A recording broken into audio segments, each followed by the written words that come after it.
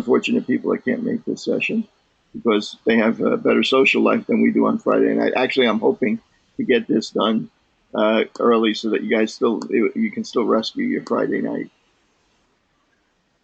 Okay, so I went through the questions on the discussion board.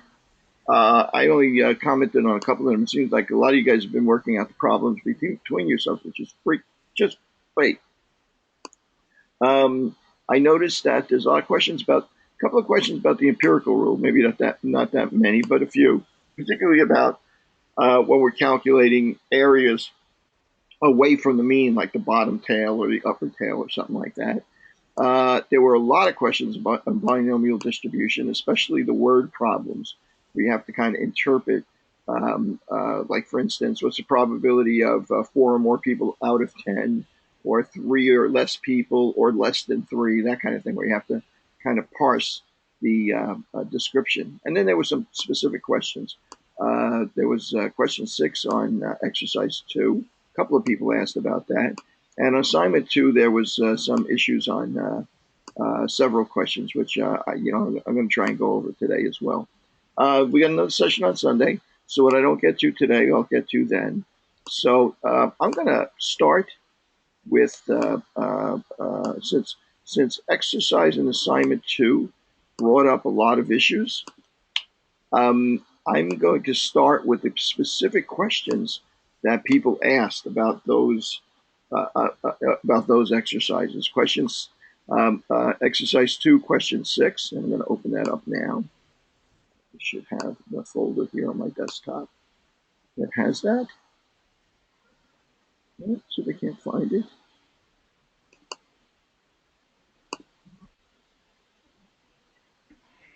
I thought I had it here. Oh, okay. Well, actually, I'll tell you what. I'm going to open it right up in Blackboard.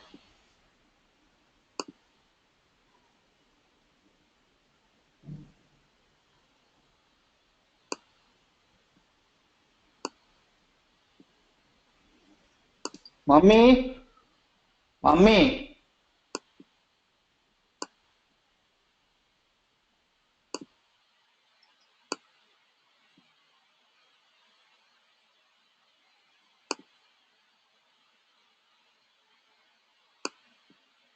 Okay, let's see. Let me go over to the assignments.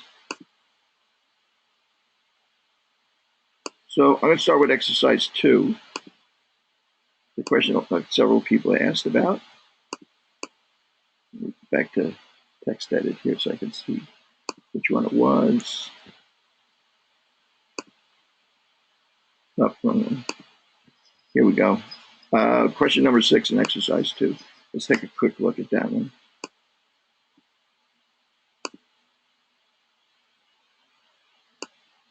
Okay, put it on to question number 6. Okay, according to New York City Department of Health, 28% of New Yorkers answer yes to the question, have you ever been told by a doctor, a nurse, or other health professional that you have hypertension? By the way, this is from the New York City health survey, community health survey that is performed every year. And they actually collect data, and most of it's done on the phone. They collect data from approximately 20,000 randomly selected New Yorkers. Have been told that you have hypertension, also called high blood pressure. Okay, so 28% of New Yorkers say yes to that question. In other words, have been diagnosed with high blood pressure. In a group of 10 New Yorkers selected at random, what is the probability that exactly 2 of them are hypertensive? Okay, so now we recognize this, or I hope we recognize at this stage, that this is a binomial distribution. There's 2 possibilities here for each one of these 10 New Yorkers that are questioned. Have you ever been told you have high blood pressure? They can answer either yes or no. So that's a binomial. That's 2 possibilities, like a coin flip. You flip 10 coins, how many of them come up heads? How many of them come up tails? In this case, it's New York. How many New Yorkers come up hypertense? How many New Yorkers don't come up hypertense? Okay, so the way we're going to do this is we're going to use, there's a couple of ways we can do this. One is to solve a relatively complicated formula that involves combinatorials, factorials, some really kind of elaborate math that if we can, we want to avoid. because we can make it's easy to make errors, and it's time consuming. On a test, we don't want to make errors and we don't want to kill a lot of time on one particular question. So we can take advantage of a built-in function in Excel called Binome Disk. Okay, sometimes you'll see it as equals Binome Disk dot disk. Now notice what happens when I hit the first parentheses here on the function. Functions usually, when you employ them, you just put an equal sign in the cell to let Excel know that you're giving it a formula, not a number or a label. Okay, and then you type in the function. I happen to know it's binome dot disk. And then parentheses when you put in the operators, the actual variable values. And then put parentheses in, and as soon as I put the parentheses in, you'll notice that it comes up with a reminder of what I'm supposed to be giving in the way of data. So the first number it wants is number underscore S, number of successes. That would be the number of people that in your sample of 10 people have high blood pressure. In other words, if they have the condition, it's a success. That counts as a success. The number of trials is the number of people that you're sampling, in this case 10. The probability is the probability underscore S, again, is the probability of success, probability that any individual in there has a high blood pressure, which we know is about 28%.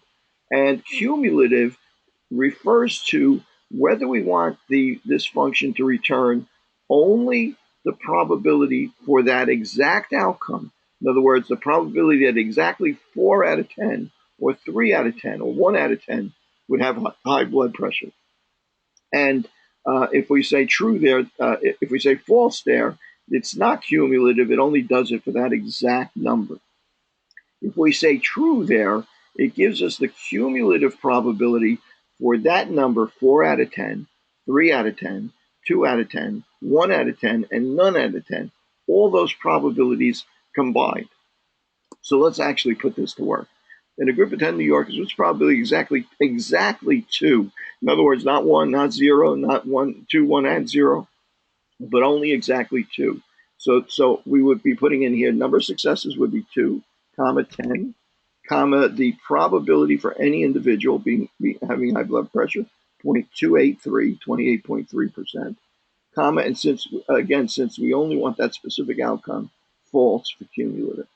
And the probability is 0.251 or 0.252. Okay, so that's basically how we would take care of that. Now, I'm going to, the next question, I'll go through all three, I guess. What's the probability that if you randomly select 10 individuals from this population, at most 2 individuals are hypertensive? So what qualifies with at most 2 individuals? Well, 2 individuals, it qualifies.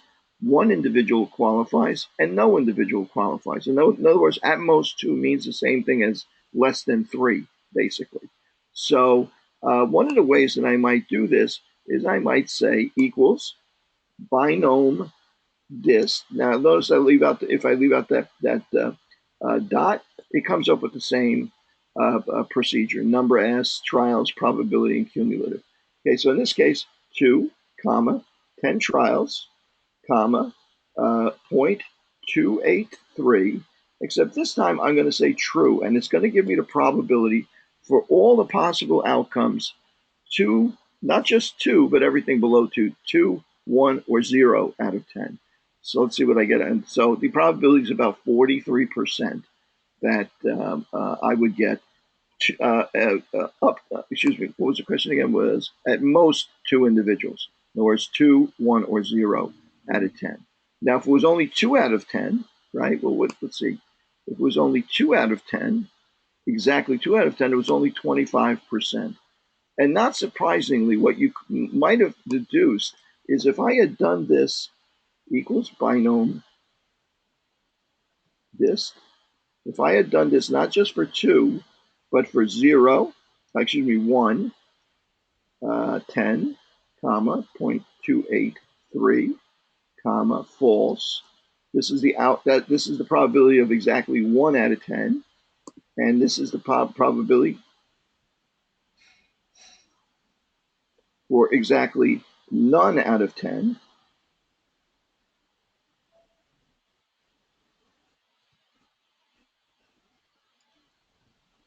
Okay, if I add these three possibilities together,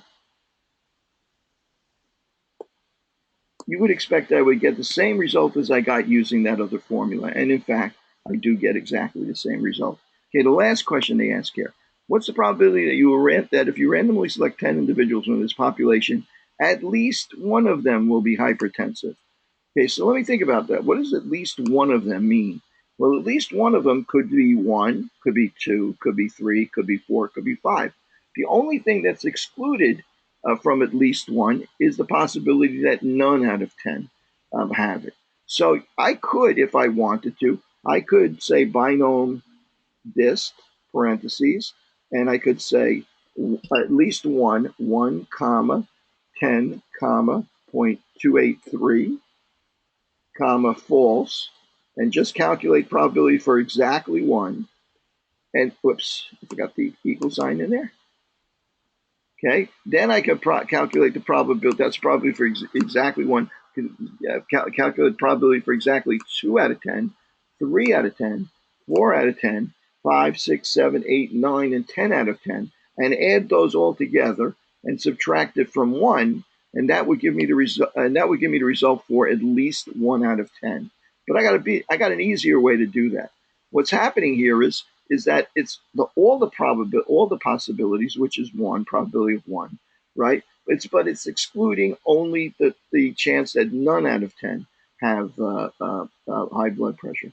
So why don't I just calculate equal Binome Disk, parentheses, none out of 10, right, comma, 0.283, comma. Now I could put true or false here because there's nothing below 0 anyway. So if I put false, I'll get the same result as if I put 2 because I'm working with 0. There's nothing under that anyway.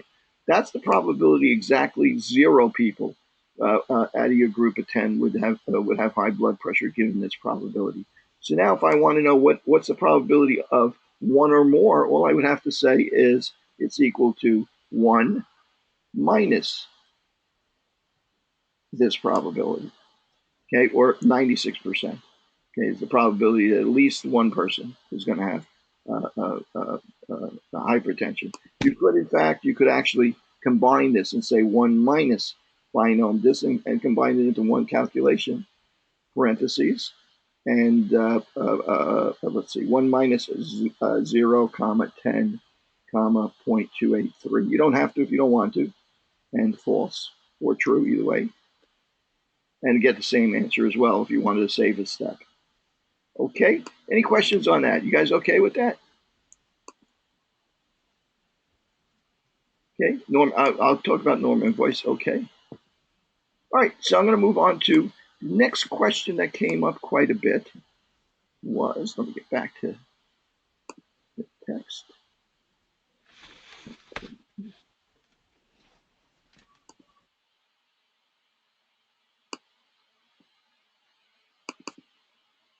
Let me bring this back up here.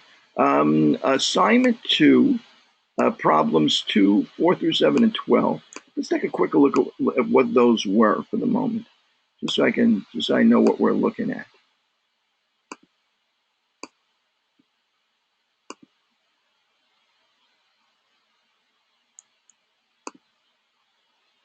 Assignment 2.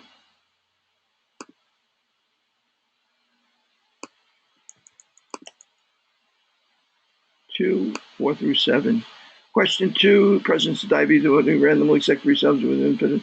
Those are probably none of these 3. Oh, that's also binomial distribution, isn't it? Okay.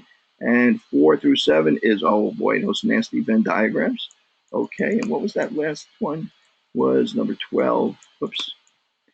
Was number 12, which was calculate the positive. Oh, that was a tough one too. That's a complicated one too. Maybe number 12, I'm going to hold off for the Sunday session because it's kind of a little bit outside of the realm of what we're working on right now. So, in fact, I may not. I'm gonna for the time being, let's see. I'm gonna do that first question 2, because we're working on that right now. I'm gonna bring up Excel again. Okay, and I'm going to look for it. I'm going to read this question and interpret it. Prevalence of diabetes in the population is 10%. Probability of any individual in the population having diabetes is 10%. You randomly select 3 independent subjects from this population. What is the probability that none of the 3 diabetics have none of the 3 people are diabetic? Excuse me. Well, there's 2 ways I can do this. One way is I can say Binome Disk, right? It is a binomial distribution. They either have it or they don't have it. So none out of 3 trials, probability is 10% or 0.1. And since it's 0, it doesn't matter if I put false or true, right? I'll put true this time, just so it doesn't matter. And the probability is 0.79. Okay, so probability is 10. Let me think of it. Random is like probably that none of the 3 diabetics none of the 3 are diabetic. Let me think about this for a second. Well, 3 of them. Did I make a mistake there? 379. Okay. Another way that you might do this is you might say to yourself, well, isn't that the multiplication rule? I'm going off script a little bit here because I think that's actually what we were playing with there. Isn't that the multiplication rule? So for instance, if I look at question 1, the prevalence of diabetes test re-randomly selected in the subjects, what's the probability that all 3 are diabetic? I'm going to do that one also. Oops. Equals Binome Disk, parentheses, 3, comma, 3, comma, 0.1, comma, false. Okay, that comes out to be 0.001. Well, since they're all the same, isn't that the multiplication rule, like 0.1 times 0.1 times 0.1? And in fact, that's what we get. Well, what about this one up here? None of the 3 are diabetic. In other words, all 3 are not diabetic. Another way that you could look at that is say, well, if the probability any individual has diabetes is 0.1, the probability that they don't have diabetes is 1 minus 0.1 or 0.9, right? 90% chance that they don't have diabetes. So if you get 3 people in a row that don't have diabetes, what's the probability you get 3 in a row don't have diabetes? It's equal to 0.9 times 0.9 times 0.9. So more than one way to skin a cat, right? Got exactly the same result as binomial distribution. One reason you might do this way for this example is just quicker and easier than using the binomial distribution. The binomial distribution, its real power is when we have a more complicated situation where it's not unique, where it's not everybody's got it or everybody doesn't have it, but only a certain number out of the people you select have it. Okay, so that's where the binomial distribution, although you could use it here too, that's where it's like really powerful because it means that you don't have to go through a very, very complicated analysis of all the different possibilities that might come up, or all the different ways that you might get combinations of diabetics and non-diabetics. Okay, so hopefully that helps a little bit on that stuff. So now on the other stuff, let's go to the Venn diagrams. Let's take a look at that 4 through 7 since we're here. I'll save that diagnostic one until Sunday. And then I'll go back over the other parts of number 1. Let's see here. I don't need this anymore. And let's go to these problems 4 through 7. What best describes this Venn diagram? Okay, so remember when we have a regular shape, something in the shape of a U, it means a union. That means that it could be in either one of those or both. So if I look at this, when we have it upside down U, it means an intersection, which means it has to satisfy both cases, case A and B. So let's take a look at this. What best describes this Venn diagram? Well, this one satisfies B, doesn't it? Okay, so I could say that this is just simply B. Okay, well, let's look at this other stuff. A is the full circle here. Only part of this satisfies A. A union B would be everything would be green. A intersection B would be only the area where A intersects B. In other words, this section in here. A intersection not B. Well, in other words, we're only looking at the part that's A and not B, so it would be the white part of A here, A, not B, the part of A that's not B, and B intersection not A, right? Well, that's all parts of B that are not part of A, so it would be this part over here that's outside of that combined area. Okay, so in this case, we're looking at just plain B. Okay, so let's look at the next one. Well, we just I kind of gave that one away, right? So this includes both A and both B. So this would be A union B. Okay, and let's look at the next one. So this one is the intersection. In other words, everything that's in this green area satisfies the condition A and the condition B. So that's the intersection of A and B. Okay, A intersection B. In other words, another way to phrase that would be A with that upside down U, B. And question 7, I kind of gave this one away too, right? It's all of A, but not including B. So it's A, right? It's A intersection, not B. In other words, a part of A that doesn't include any of B. Okay, and this is because we see that not B part over there. So that's what we would be doing over there. Okay, so that's kind of the way I think that would be a good way for you kind of to observe that. Okay, so let me go through. Let me go back up a step and go through exercise 1 and assignment 1, so we can get that out of the way, and then on Sunday we can get into some more complicated stuff. Okay. So I'm going to get into exercise 1, and I'll click begin. Okay. Okay, good. Are you guys okay with this so far? Okay, good. Okay, like I said, if there's an issue that you don't understand, just bring it up. Okay, the following histogram depicts the heights and weights of 60 men and 50 men and 50 women. Which of the following best describes the shape of this distribution? You guys want to hazard a guess on that? Right?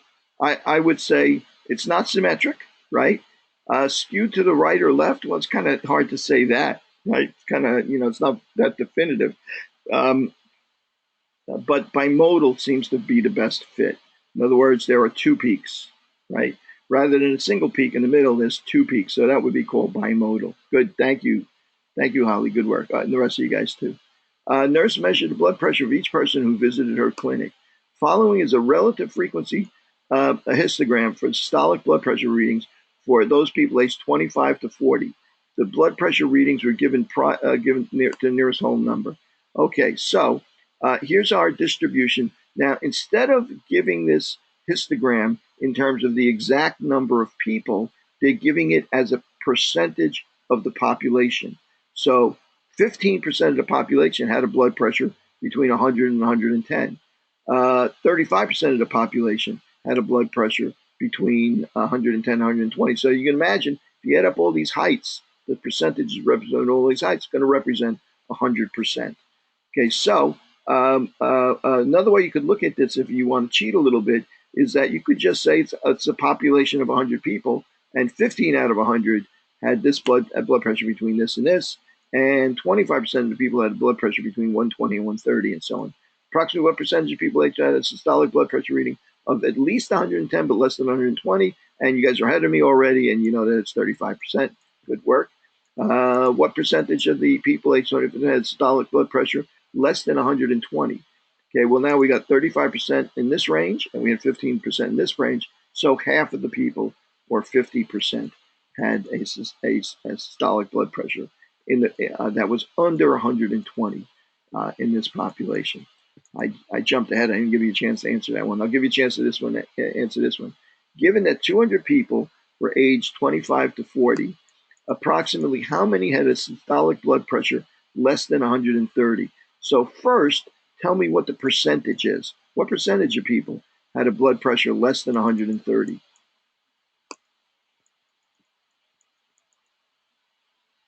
%, right? It's 25% between 120 and 130, 35% and 15%. Add that up at 75%. So if there are 200 people in this study, how many people out of those 200 had blood pressure less than 130, right? Well, 75% of 200 would be 150. Exactly. Good work, guys. Excellent.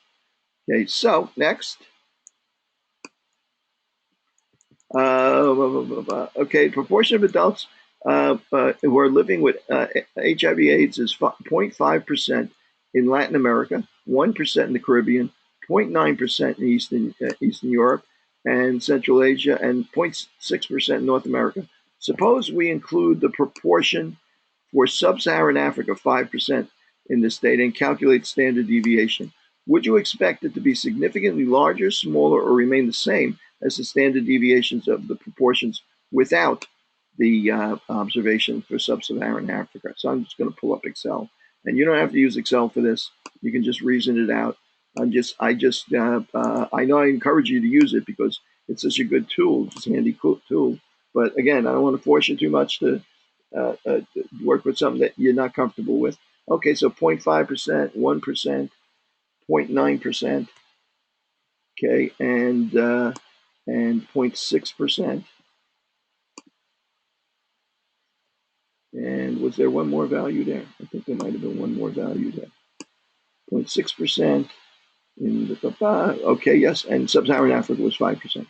Okay, so right now, if we look at this, the range of values, again, you're getting ahead of me, the range of values that I see are 0.5% to 1%, right? So the standard deviation is a measure of the variability, how much the values vary from one another. So these range from 0.5% to 1%.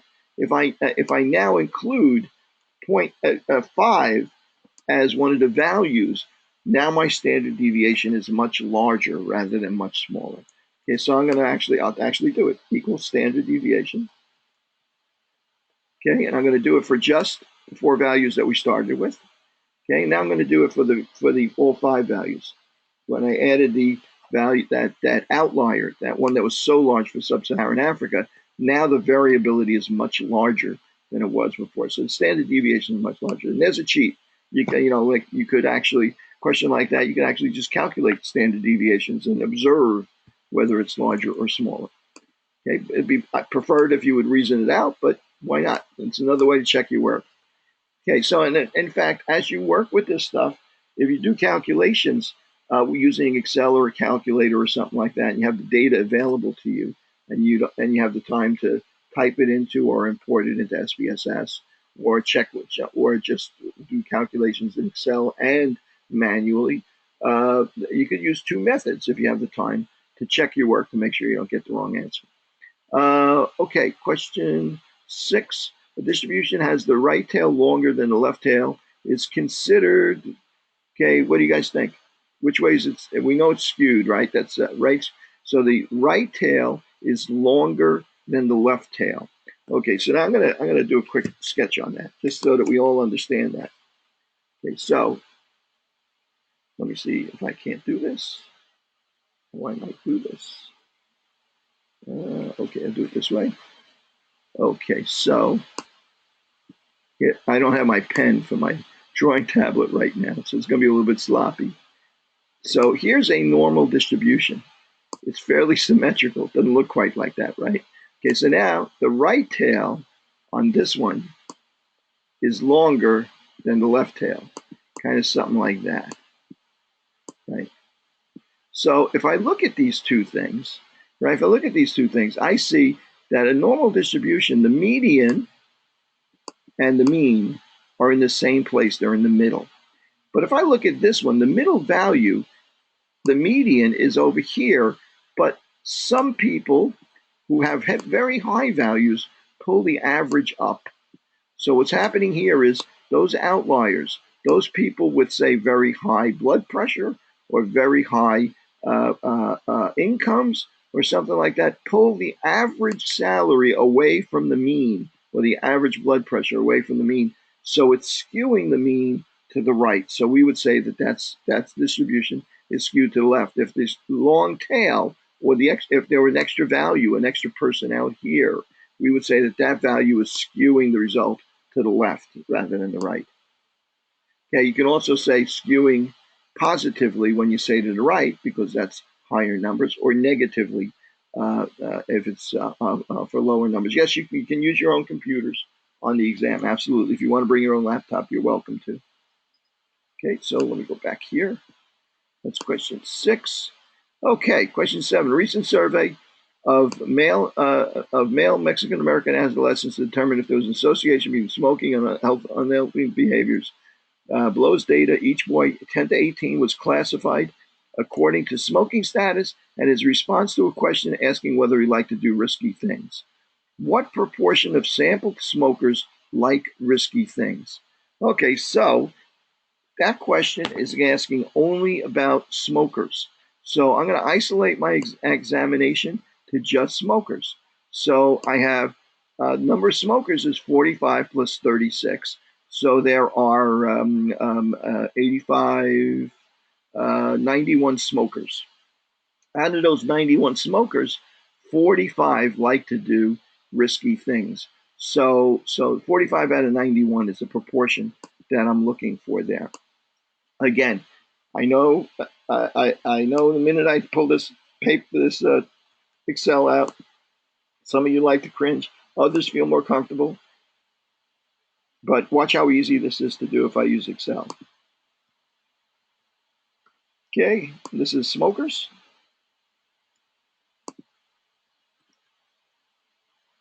Okay, risky.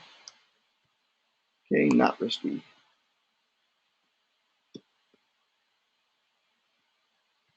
Okay, I could just say the sum here, total number of smokers is equal to the sum of these two guys. Okay, total number, and I can actually copy that down. It'll give me the total number of non-smokers, and the percentage, the number of people who like to do, number of adolescents like to do risky things is equal to these two added together, and that don't like to do risky things is equal to the sum of these two cells, C71 and C72. Whoops.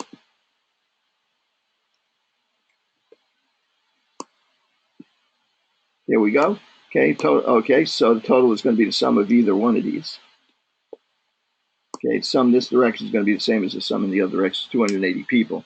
I'm only going to do it one direction. So the first question, what proportion of sample smokers like risky things? So let's see, that's going to be equal to 45 of the smokers like to do risky things divided by out of 81 total smokers. So that's our proportion for smokers. But right, exactly. What proportion of sample non-smokers like to do risky things? Well, the non-smokers is 46 out of 199. Okay, so a lower percentage of non-smokers like to do risky things. Okay, so just ask those two things. Now, what if I were to ask you? Now, I'm not gonna push it at this stage. I was thinking about maybe. Nah, I'm not gonna push it. Good. Okay. So since that's all the question's asking for, that's what I'll stick with. Okay. Using NC Birth 800 mod dataset, answer the following questions. Week 2 exercise. Okay, like that exercise sheet. Okay, so I'm going to go into SPSS. I'm going to see if I can't find open data. Now on my Mac, I'm going to just do a quick search for it. Oh no, this is so non-compliant. Won't let me do the search. Okay, NC Birth 800, and I'm going to show in Finder. I'll do it this way, and I'm going to tell it I just want to look on the desktop. So maybe I can find this a little easier.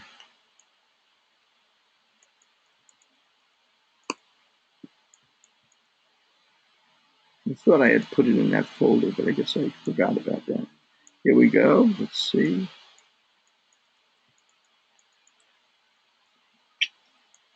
NC Birth 800 mod.sav. There we go. There's versions of it here. Hopefully these are all the same version of this file, so we all get the same answer. Okay, did it open?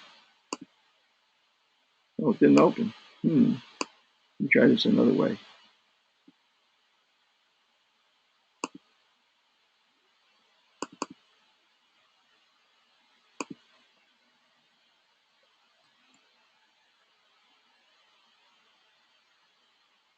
I'm going to try this to the desktop. Oh, just took a little while. I think it finally did open. I hope.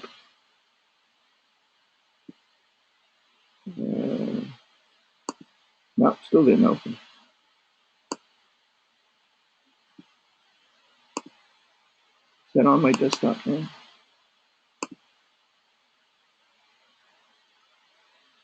No, didn't show up on my desktop yet.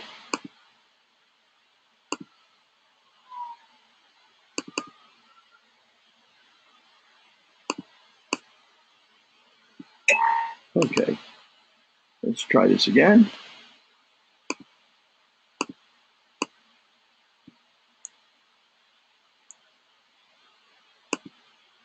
Nope, still not cooperating. Try it this way. Open data. Let's go up to my desktop. And let's just look at SAV files. There it is. Let's see if I can get it open now. Running Unicode. That's okay. I don't mind that.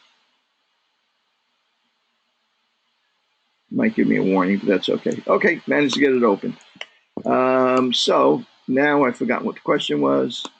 Gave me a warning, but that's okay. I don't mind. Now it's opening up multiple times.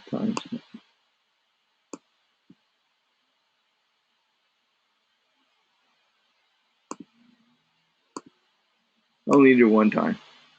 Let me get rid of all this stuff. Okay. NC birthday is set. What is the average mother's age in this sample? And what percentage of mothers in the sample were married? And what was the most common race or ethnicity in the sample? So I'm going to go take a look at this, and you'll see that I have a number of variables like plurality, number of babies that were born to that pregnancy, sex of the baby, mother's age, I think that looks familiar, weeks of gestation, marital status, race of the mother, so on and so forth, weight gain, smoking status, and so on. Okay, so if I want to get a closer look at these variables, of course, you remember, I can go to the variable view, and each one of those columns is represented by a number.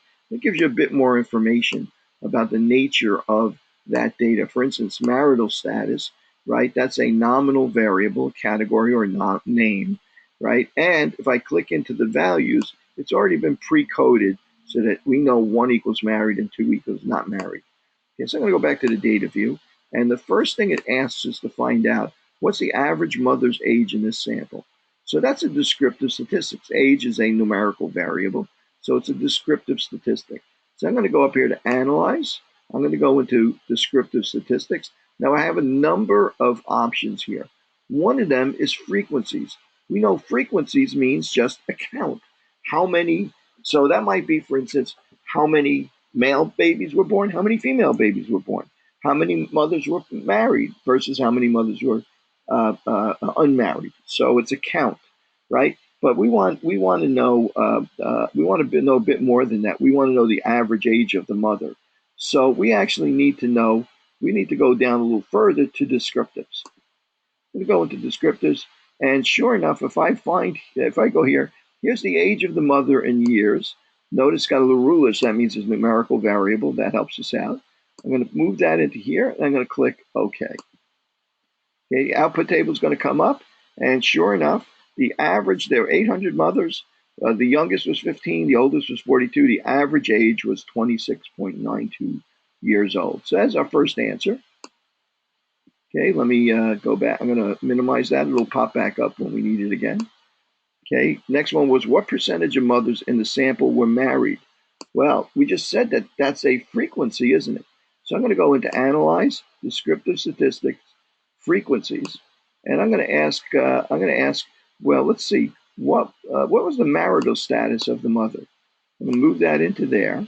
Okay, and then I'm going to click OK. Well, let's see if there's anything here that I need. No, I'm not going to bother with that. I'm just going to click OK. Okay, and let's see what we have. there were 537 married mothers, 263 mothers that were not married. And look at this, 67.1% of the mothers happen to be married. So frequencies gives us a chart that counts the actual numbers for a nominal or categorical variable. And it gives a little side benefit of giving us the percentage of the people that were in each one of these. Now, if I make a mistake, let's say I had put the mother's age in there, analyze descriptive statistics, and I use frequencies for the mother's age. What do you think might happen there? Move that in there. If I do frequencies for mother's age, it's going to count how many women are exactly that same age. So it's going to give me a table. Oh, look, there were 42 women that were 21. There were 44. See, this isn't very informative because it's very difficult to interpret this. It was much better when we just knew the minimum, maximum, and average. It was easier to understand the way the data was distributed. So even though I could run frequencies for the mother's age, usually only use frequencies for nominal variables, not categorical variables. And you can imagine that if we had done the mother's age in days rather than years, like how many days they were alive when they gave birth, right? Then we might not have had any women that were exactly the same age here in terms of days. So it just would have been a list of every woman and the number of days that they were old. Okay, so that wouldn't have been very useful. Okay, so the last part of this question was, what was the most common race or ethnicity in the sample? Okay, non-Hispanic white, non-Hispanic black, so on and so forth, and so on and so forth. So let's go here. Let's go into analyze, and we're doing a count here again. So I'm thinking frequencies is the way I want to go. So race of the mother, I'm going to move that in here, and I'm going to move out the age, which we really didn't need at all. The race of the mother, I'm going to ask it to calculate that for me. And let's see what I got. Well, white, black, American, Indian, Chinese, Filipino, Asian, or Pacific Islander. And it looks like the most frequent, the highest percentage of race was white. So let's see. Is that what we want? What? Yeah, race of most common race ethnicity. Let me see if there was another variable for that also. Anybody remember? Was there a second variable for that for race ethnicity? Frequency is. Let's see, race of the mother, marriage status, whether or not the mother was Hispanic origin. Nope, that was the only variable for that. Okay, so that's what we want there. Okay, so let's see. Next, what was the median mother's age for mothers who smoked during pregnancies versus mothers who did not smoke during pregnancy? Well, now we have to do descriptive statistics again, except this time we need to separate the mothers into two groups. We need to separate the mothers into mothers who smoked and mothers who didn't smoke. So we could calculate our descriptive statistics for that numerical variable, the median age, or mean age, or whatever else we wanted to calculate in the way of descriptive statistics. We need to separate it into two groups. So let's see how we do that. I'm going to go back up here, and I'm going to say analyze. Descriptive statistics is a numerical variable, age, median or mean age. Okay, and so I know I'm not going to use frequencies because that's for categorical variables. Descriptive sounds like a possibility, but we've already done that. And it gives us the mean and the median and so on and so forth, only for everybody as one group. So I'm going to go down a little further to explore and click on that. And notice now I have some more options. So I'm going to move the age of the mother, which is what I'm interested in analyzing here, into the dependence list. That's our main variable we're actually going to calculate the descriptive statistics on. And into the factor list, I'm going to move the mother's smoking status. It was smoking status that we were talking about, I think, right? Yeah, smoking status. Okay, so I'm going to move that in there. So I'm going to say, okay, what's going to happen now is SPSS is going to divide up the mother's ages into groups based on the smoking status of the mother. So let's give this a try, see what it calculates. And sure enough, here we go. It separated out first of all, number one, there were 684 mothers who did not smoke and 114 who did smoke. Okay, so Mothers who did not smoke during pregnancy, the average age was 27, and the median age was 27. Okay, among mothers who did smoke during pregnancy, which was 115 of the mothers, their mean was 25, and their median was 24 and a half years old. In other words, it looks like younger women were more likely to smoke during pregnancy than older women were, or at least the average age of mothers who smoked was, and the median age was lower for women who smoked. Women who was lower for women who smoked versus women who did not smoke. Okay, was that surprise? You guys consider that a surprising? I think that's a little bit of a surprising outcome because as I think that smoking prevalence has been going down. So I was wondering whether or not most of those older women, uh, uh, most of the younger women would have been less likely to have started smoking than some of the women that were 5 or 10 years older than them. So I'm kind of a little bit surprised at that outcome. But those are the facts. That's what came out in this study. Okay, so let's go to I think the last question. Were there any outliers in the mother's age, either in smoking status or inspect the side-by-side box plot? So let's go take a look at that. You want to know something? One of the things I didn't bother to scroll up to was when we did this calculation for Explore and separated into two groups, SPSS automatically creates a box plot. Okay, and here's the box plot for mothers who did not smoke during pregnancy. Is the youngest, there's the oldest, here's the interquartile range, here's the median. You can see the median is higher for mothers, median age is higher for mothers who did not smoke, and median age is lower for mothers who did smoke. Now, I don't see any outliers there. So the answer to that question is no, doesn't look like there's any outliers there. You could have also perhaps seen that if you had asked SPSS Analyze, Descriptive Statistics, Explore, if you had added on to this that SPSS, while you're at this, create a histogram for me as well. And then calculate that. And you get not only your box plots, but you would also get a histogram as well. There's your histogram. And maybe it's skewed a little bit, but there's no really outrageous outlier. And this one is kind of like it maybe skewed a bit to the right, but there were a lot older women who were, I guess, smokers. But there's not like there's any outlier that's all the way out here, way away from, all the other values. So I'd say a little skewed, but no outliers. Okay, and actually it's easier to see with the box plot because with box plot, you would have seen little stars and circles if there were outliers. Okay, so I'm going to move on to assignment 2. So we can play around with that.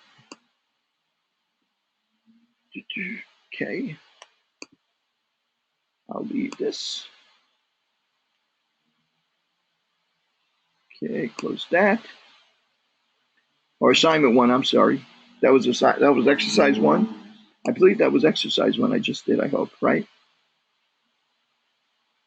I'm right about that, aren't I? That was exercise 1. So now I'm going to do assignment 1. Okay. Begin. Okay, so let's see what we have here.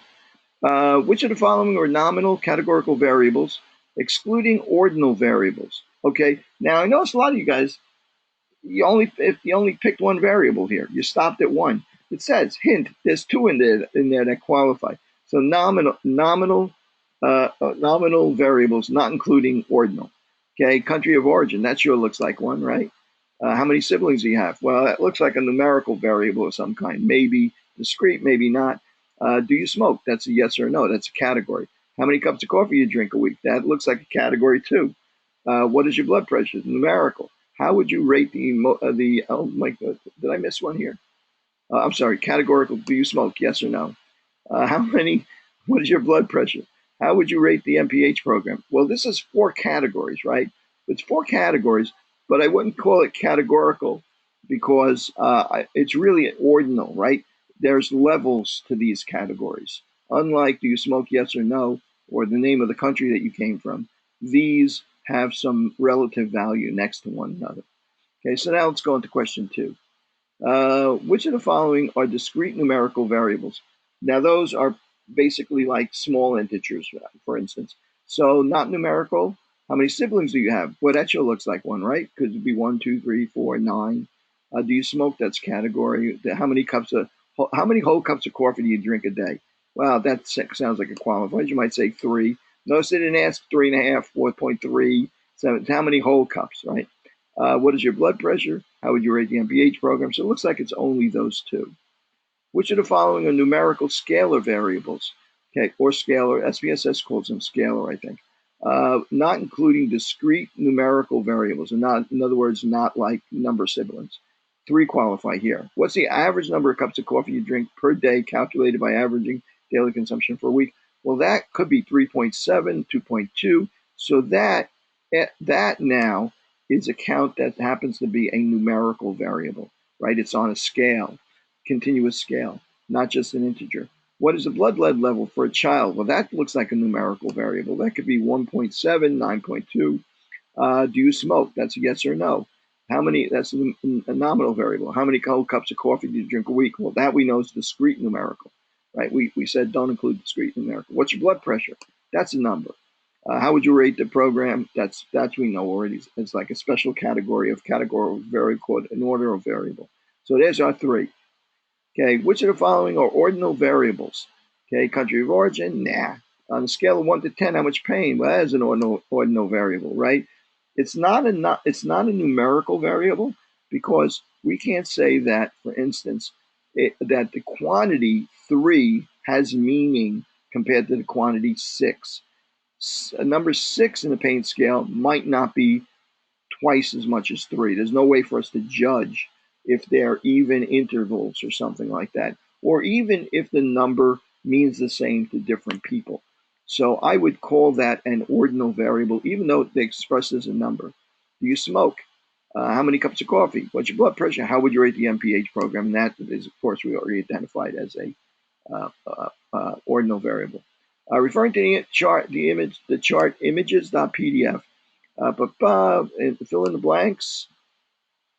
On each page of charts.pdf, plots the plots of 16 samples, each with n equals 20 of a quantitative variable from the same population shown. The differences you observe on a single page are due to sampling variation, which is a central concept in statistics.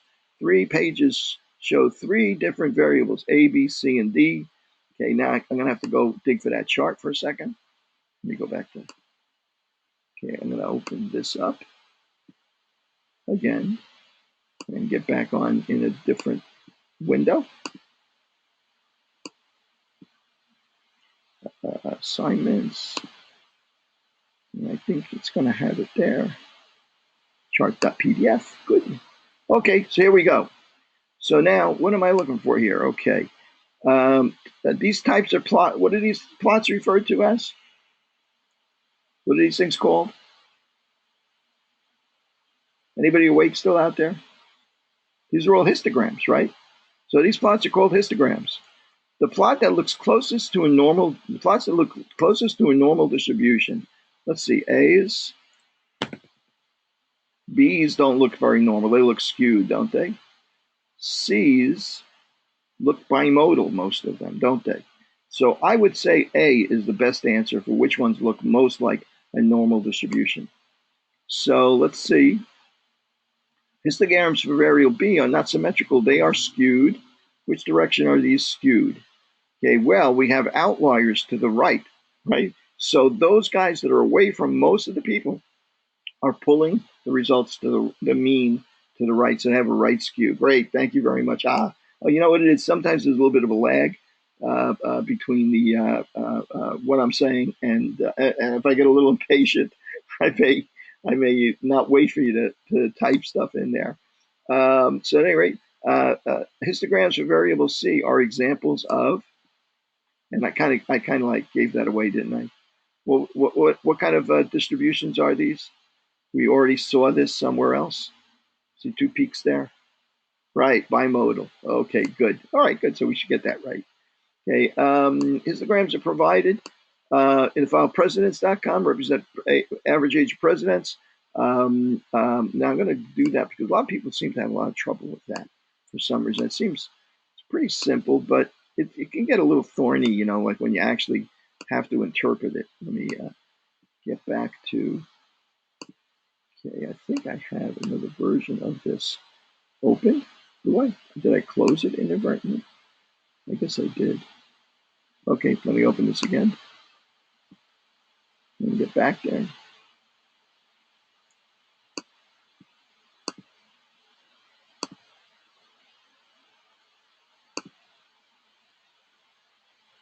Okay, and assignments.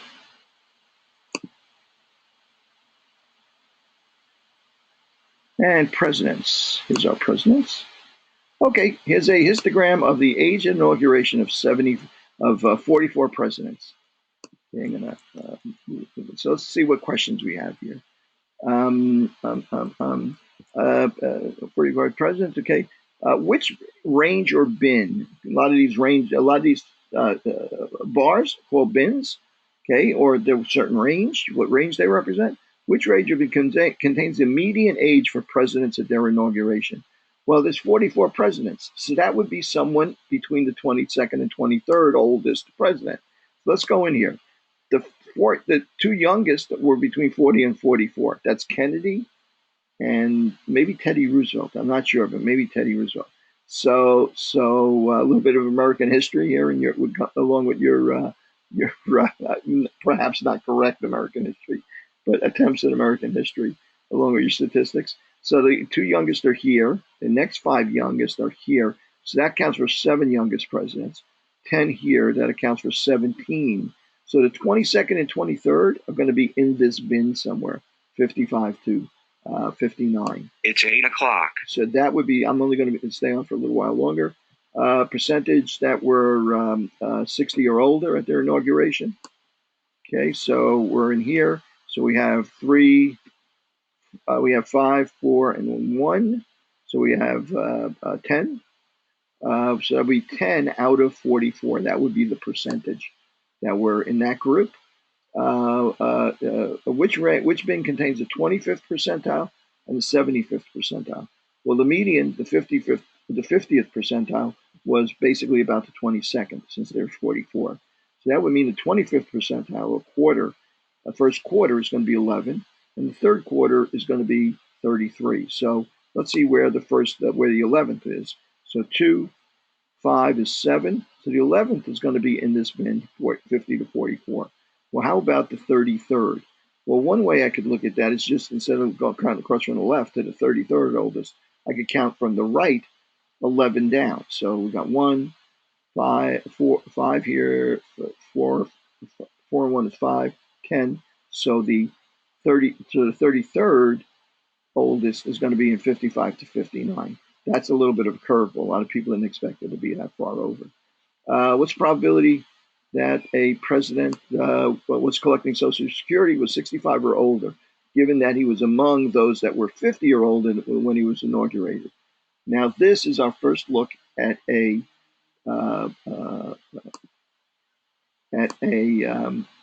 did you get sound back? Okay, perhaps you inadvertently mute. You might have lost it because of okay, good. Now this is our first look at a conditional probability. So we're looking at the probability that a president was 65, given that he was among those that were 50 or older. So we're only going to consider the ones that were 50 or older, and we want to know what's the probability that he was over 65. So if I go back here, how many were 50 or older? So we got 10, 17, that's 27, and these 10 are 37. So 65 or older would be 5 out of the 37 that were over 50. So 5 out of 37, or 5 divided by 37, would be our probability there. Okay, using the data provided in Descriptive Statistics, use Excel to calculate the mean, mode, variance, standard deviation, minimum, maximum, so on and so forth. I'm going to do that very quickly. Now I need to get back to these other version Can I close that again? I keep seeming to be, oh, no, here it is. I think it's right here. Okay, I'm going to go back here, and I'm going to use Descriptive Statistics.excel, and I'll open it. Okay, here we go. I'm going to do each one equals average, parentheses, and just take these 10 values. And then I'm going to take the median. Oops. What did I do there? Equals. Escape. Average A. Oops, I spelled it wrong. Spelling counts here. Equals median. Parentheses. Calculate the median. Mode. Parentheses. Okay. Minimum. Okay. Just a matter of like remembering or looking up the functions. You can always go up here, click on there, and look up the functions if you want, if you're not sure. And it'll give you a little bit of help with them as well. Okay, and I don't need that. Okay, so equals minimum, parentheses, equals max, parentheses. And you could actually type in A1 colon A10 if you weren't comfortable with the way I'm doing it. Equals variance. I want to get to this last part because a lot of people ask me about that. VAR, the variance. Standard deviation, I can calculate that two ways, can't I? I can either use the function standard deviation, parentheses, right, and get it, or it's actually the square root of the variance. So either one of those two will work. Okay, so now this part people find a little tricky. Let me get rid of this. Okay, 25th percentile and 75th percentile. And the interquartile range is the difference between the two. So let's see how I would calculate the 25th percentile. It's equal to percentile,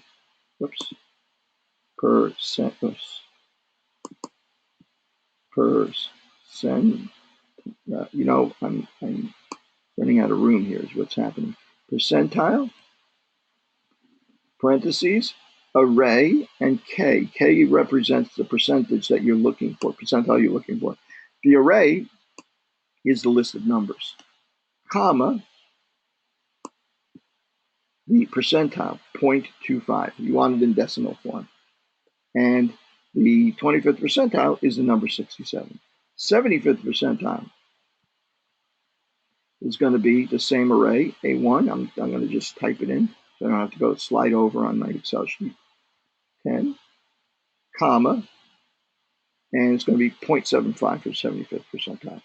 The number representing the 75th percentile, or the grade or whatever, is 73. And the interquartile range is going to be the difference, 73 minus 67. It's going to be 6. Now, interestingly enough, the interquartile range is calculated differently in SPSS. So we actually wind up getting a slightly different answer in SPSS. There's reasons for that. Don't burden yourself with it now. You don't have to be concerned about it. In fact, I think that's going to be our next question here. Okay, so now next question is, now you would save that file, save your spreadsheet, save it to your desktop or something like that, and you would upload it on the exam or on your homework as you did on your homework, you upload it as a file. Okay, so next is using repeat calculations using SPSS, use SPSS instead. So I'm going to go to SPSS, and I'm going to open a new data file, a blank data file. Oops, I should have said new data. Okay, and I'm just going to pick out that first row, and I'm going to paste in those values. It came up, it assigned the variable VAR000 because I didn't give it a variable name. I could go to the variable view and actually, code this and tell it exactly what it is. It doesn't know it, but it's actually a scalar variable. It's numbers. So I'll just make sure it knows that. So now I can go into Analyze, Descriptive Statistics, Explore, and tell it to find all of those interesting I'm not going to put anything to the variables list. I can ask it to find all of those interesting statistics for me. Okay, confidence intervals, ask it for the percentiles as well, since I think we asked for the percentiles as well.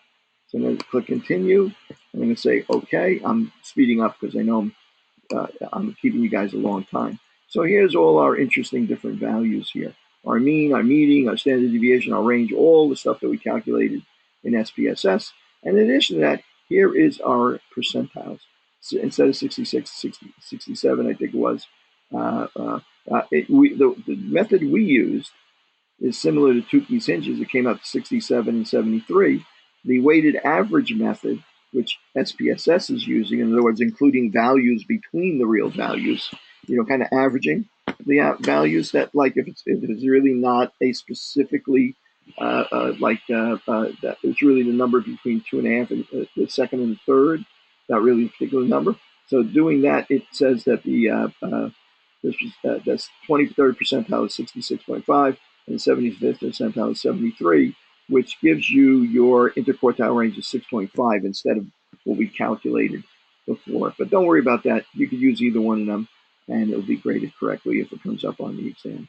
And it did a stem and leaf plot for us as well, a box plot for us as well. Okay, next question was, and we're on the home stretch here. Next question, using the NC birth mod, complete the exercise we completed in class. Now that one is a little bit more elaborate, so I'm only going to get started on that, or I'll give you the basis for that. But basically, what we did, and I think we kind of did this in class a bit too. I'm going to go back to this PSS. Maybe I still got the file open. Well, look, it's running in two different spots. Oh, how convenient. Okay, that's an output window. No, I don't need to save that output window. Okay, let's try this other one. Okay, that other one. Here it is. There's that window. Good. Okay, so now I can go into here and I can say analyze descriptive statistics, and I can ask it, for instance, if I want to find if I want descriptive statistics for the mother's ages, as I did before. I'll go ahead and do this. Okay, the output page should come up, or I can open it. Here's our output page. Here's our data for the mean values for the age of the mother from our frequencies table.